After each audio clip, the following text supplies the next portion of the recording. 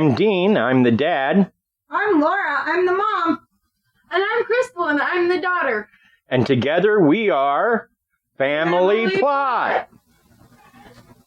That's pretty awesome. That worked. So how are you two? How have you been? How was your day? Kind of tired.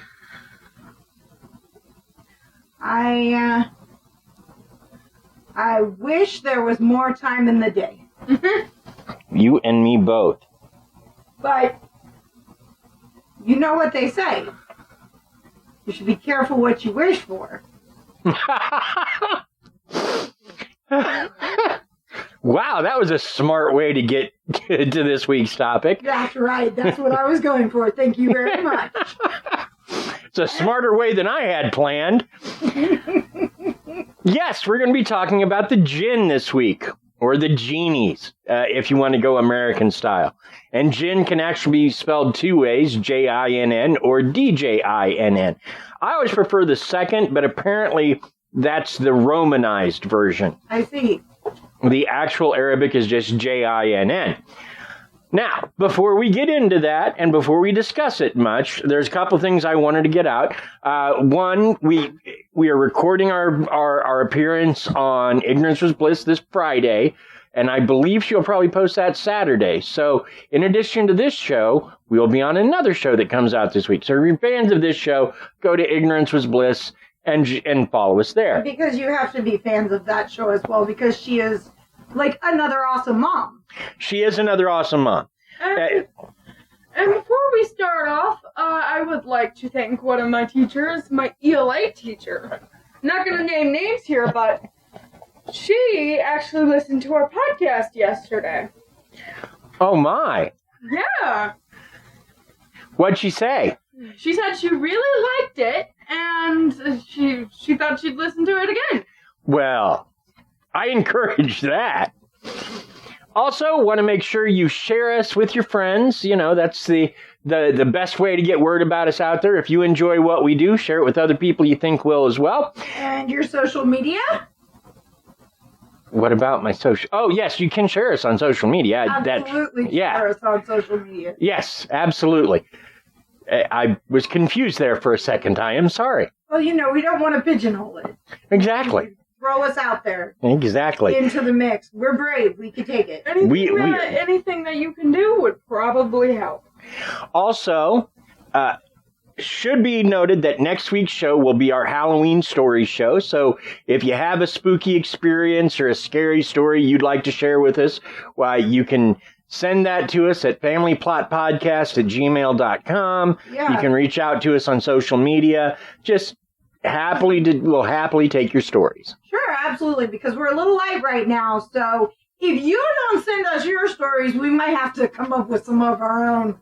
And while I do have some scary stories, I don't think you really want to hear about that time that Crystal and sister walked through the house covered in ketchup looking like Carrie from the Stephen King movie with Sissy Spacek in it. And the carpet in that house is probably still stained. Yep, probably so.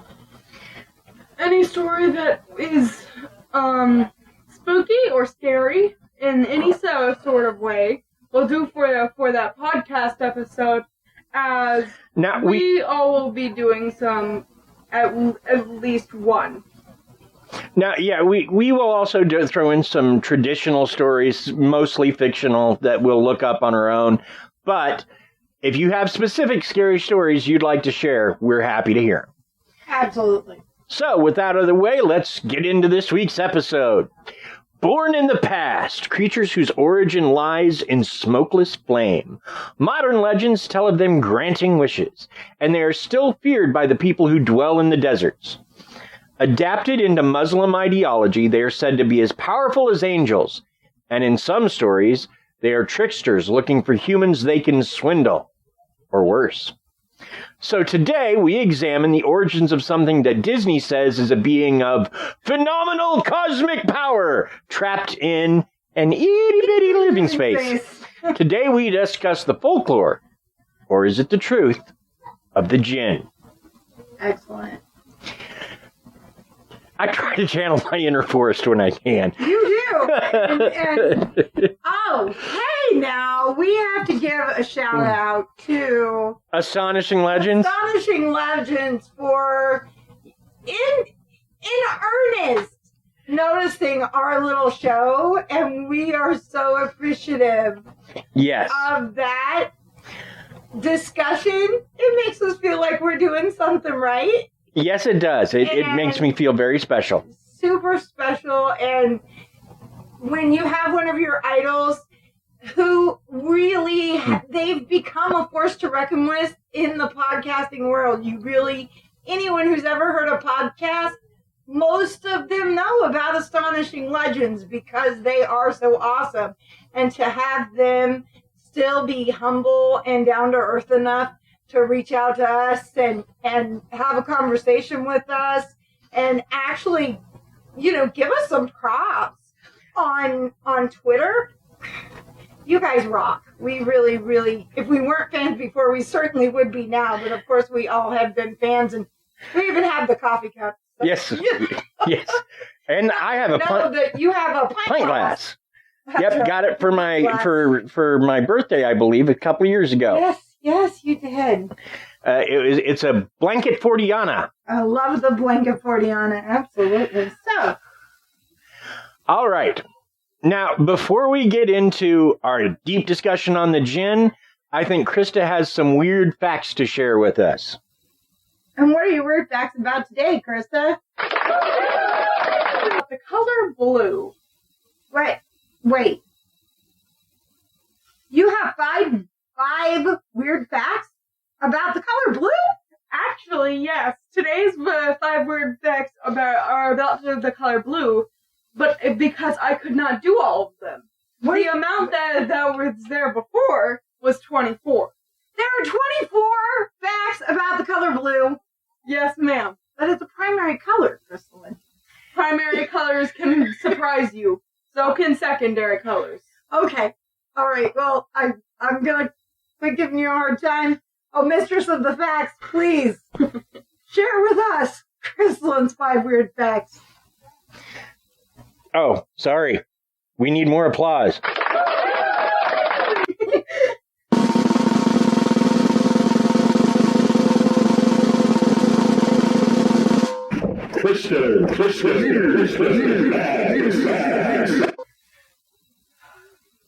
All right.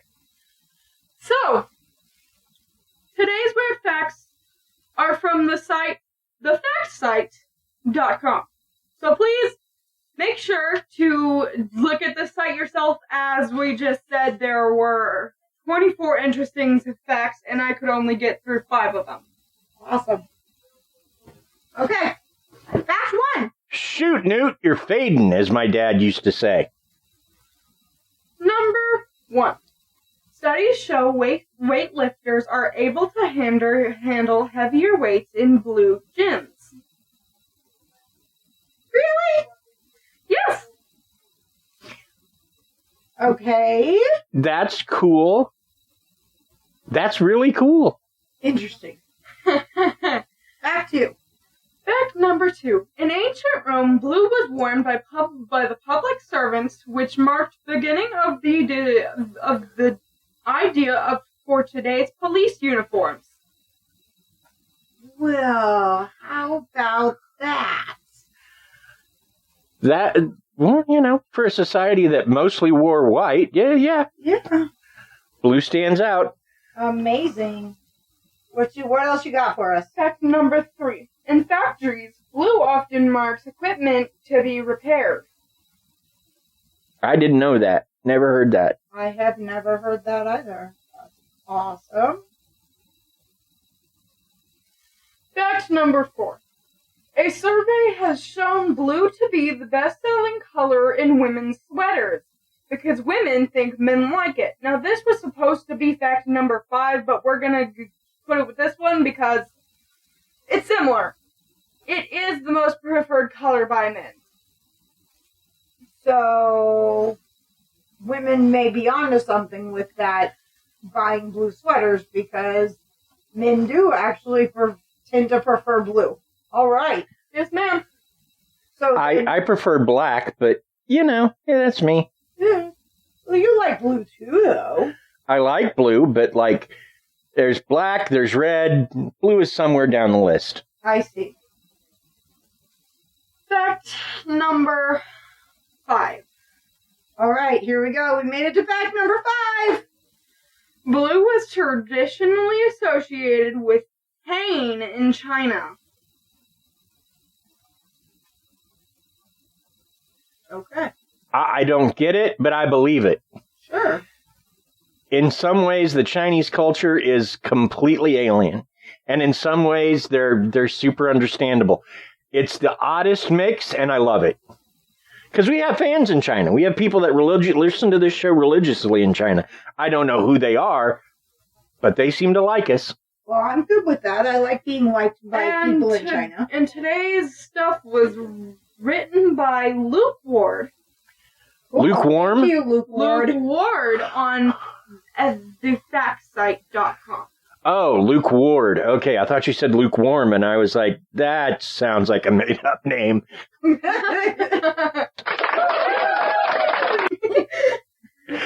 Actually, I'll add a 6th fact, and it's probably not in your list, but in Hitchhiker's Guide to the Galaxy, Douglas Adams lists as a race a super intelligent shade of the color blue called a hulavoo. I see. They are reflected into freestanding prisms when they need to be on hand for important occasions. Interesting. So there you go. Well, let's talk a brief history of the Jinn. And I say brief because if you look at the Wikipedia entry, there's a lot. Oh, okay. So it's not just an opening, it's multiple paragraphs. Oh, it's about 20 pages if you put it into a Word document. I mean, there's a lot. Let's start by spelling. Jinn is an Arabic word and is spelled Jinn. Right, you covered that one. And as I said, it was Romanized as Jinn by adding a D in front of it. Mm-hmm. And of course, it's been anglicized, and it might very well come from the French as genie. So, and I'll probably go with the D spelling because it's the one I like the best, but yeah. So, like humans, they're created with Petra. They have the power of angels, but they also have free will. Which means that, according to much of the folklore, they're not inherently good or inherently evil. Now, like chaotic neutral kind of thing. According to some, they live in jade mountains that encircle the earth, which we've never seen, but there is my theory that reality has many levels, and maybe one of them has jade mountains circling the earth, and that's where you'll find a bunch of genies hanging out going, look at the humans, look what they're doing today. Because I imagine if they're real, we provide them with much entertainment. But boredom. But basically, they have all the powers of angels, but they have free will, so they can do what they want. Now, there are different kinds of genies or jinn.